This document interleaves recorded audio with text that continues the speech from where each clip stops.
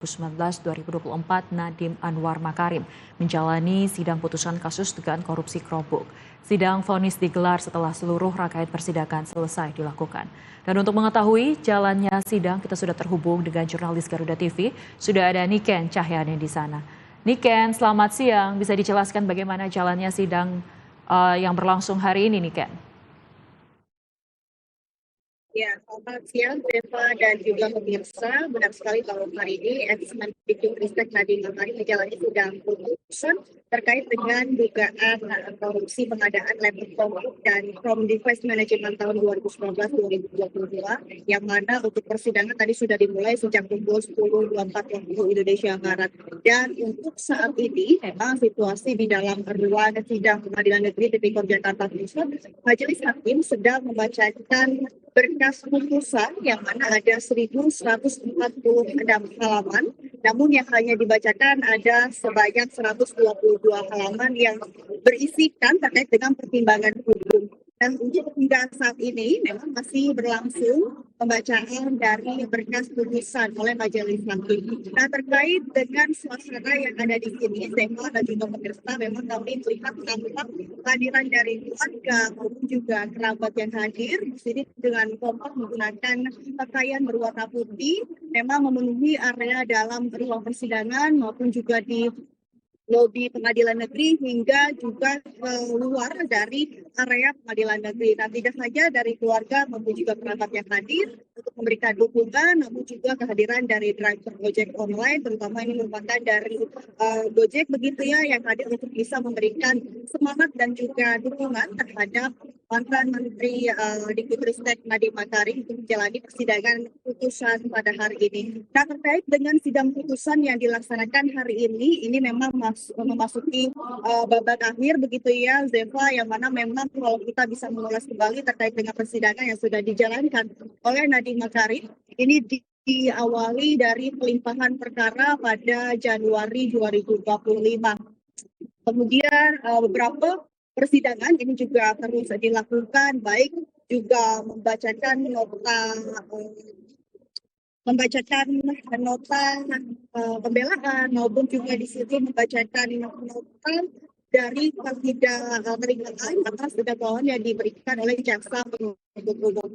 Nah, di samping daripada itu juga memang selama persidangan yang telah dilakukan dari persidangan Januari 2025 hingga akhirnya ini juga memasuki masa persidangan putusan begitu ya, ada beberapa pokok-pokok yang dijadikan inti dari kasus ini begitu, yang mana juga kita ketahui memang kasus ini dari dakwaan jaksa penuntut umum terkait dengan pengadaan laptop Chromebook dan juga Chrome Device Management dari di tahun 2019 hingga 2022. Ada beberapa poin dari jaksa penuntut umum yang menilai ataupun juga meyakini. Yang pertama adalah menyatakan bahwa memang pengadaan laptop Chromebook ini atau juga Chrome Device Management disampaikan tidak sesuai dengan ketentuan begitu. Nah, ini yang disampaikan oleh jaksa penuntut umum dalam dakwaannya. Kemudian juga tidak hanya itu, jaksa penuntut umum juga menyampaikan bahwa dalam kasus ini menilai Nadiem Makarim menggunakan strategi white collar crime atau yang disebut dengan kejahatan kerah putih, yang mana ini merupakan konsep yang disampaikan bahwa dalam kasus ini ada dugaan fraud ataupun kecurangan, dan dari jaksa penuntut ini menilai bahwa Nadiem Makarim telah memanipulasi begitu ya terkait dengan laporan keuangan dalam kasus ini. Kemudian juga dari jaksa penuntut umum ini menilai kerugian negara mencapai 2,18 triliun rupiah dari seluruh pengadaan laptop Chromebook. Nah, ini memang pengadaan ini sebetulnya dari Nadiem Makarim sendiri bertujuan untuk mensupport pendidikan yang ada di Indonesia. Namun jaksa penuntut umum begitu ya menilai ini tidak sesuai. Lalu kemudian memang jaksa penuntut umum juga menyatakan bahwa menilai alat bukti yang sudah diserahkan ataupun juga dibuktikan pada persidangan yang sudah dilalui begitu ya, ini sudah mendukung atas dugaan dari jaksa penuntut umum. Dan memang kita ketahui bersama dari beberapa proses dari sidang, ini juga ada sidang pembuktian dari jaksa penuntut umum yang membawa beberapa ahli, kemudian juga ada saksi-saksi dari lingkungan Kementerian Dikbudristek, kemudian juga dari pihak Nadiem juga membawa saksi-saksi yang mendukung dari pembelaan Nadiem sendiri.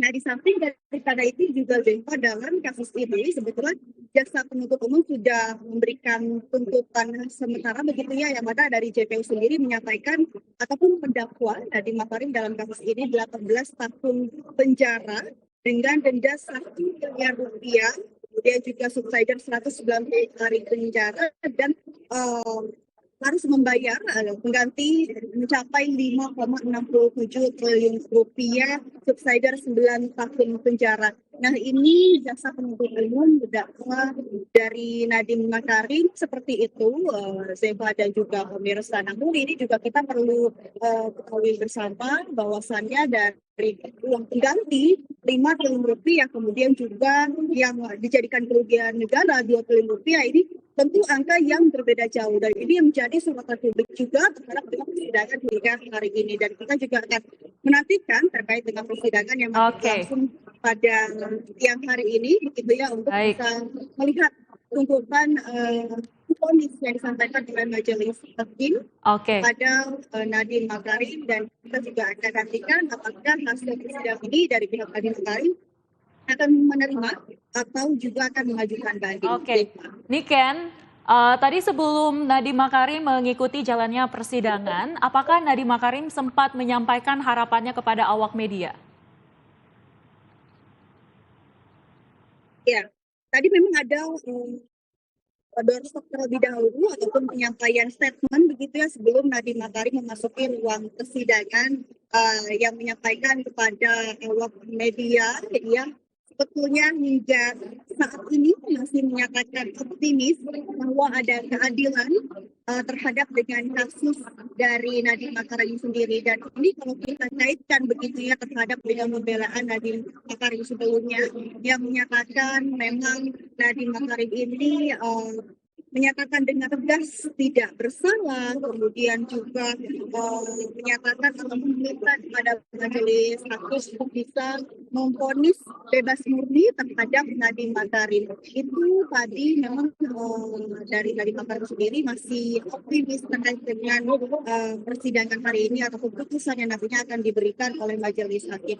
Nah, selain daripada itu juga Nadiem Makarim ini juga menyampaikan terima kasih begitu ya kepada kepada seluruh keluarga, kerabat, maupun juga driver ojek online yang terus hadir dari awal persidangan hingga hari ini, yang kita nantikan adalah sidang putusan dari Nadiem Makarim sendiri. Baik, Niken, Nadiem masih optimis dengan hasil vonis yang akan dibacakan oleh majelis hakim.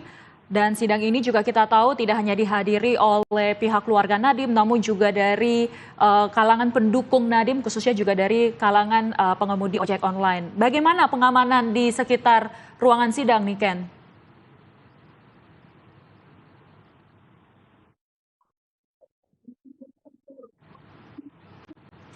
Niken, apakah masih bisa mendengar suara saya?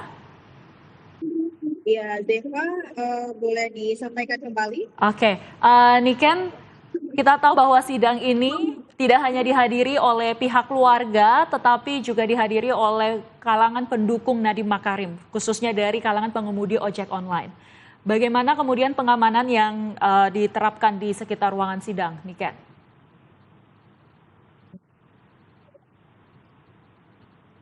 Ya, Zeva, kami masih belum mendengarkan secara jelas pernyataan dari Anda, namun dapat kami sampaikan terkait dengan driver ojek online ini memang banyak begitu ya yang memberikan dukungan, namun juga pengamanan di sini juga terus dilakukan oleh pihak kepolisian. Tadi kami juga melihat ada cukup banyak dari pihak kepolisian yang menjaga untuk agar ketertiban sidang yang berlangsung ini juga berjalan dengan lancar. Tadi memang ada sekitar ratusan begitu ya kepolisian yang berjaga di area luar dari Pengadilan Negeri Jakarta Pusat, dan kami juga melihat begitu di area depan memang masih banyak juga ojek online yang hadir begitu untuk bisa menyuarakan ataupun juga memberi dukungan kepada Nadiem Makarim. Namun juga kalau kita lihat selalu ini jadi sebetulnya masih dibuka tidak ada penutupan jalan di depan Pengadilan Negeri Jakarta Pusat sehingga memang masih bisa dilalui oleh kendaraan. Namun penjagaan dari pihak pengamanan ini juga telah disiagakan begitu deh. Terima kasih Niken untuk laporan komprehensifnya. Kita masih akan tetap terus menantikan perkembangan informasi dari Anda. Selamat bertugas kembali.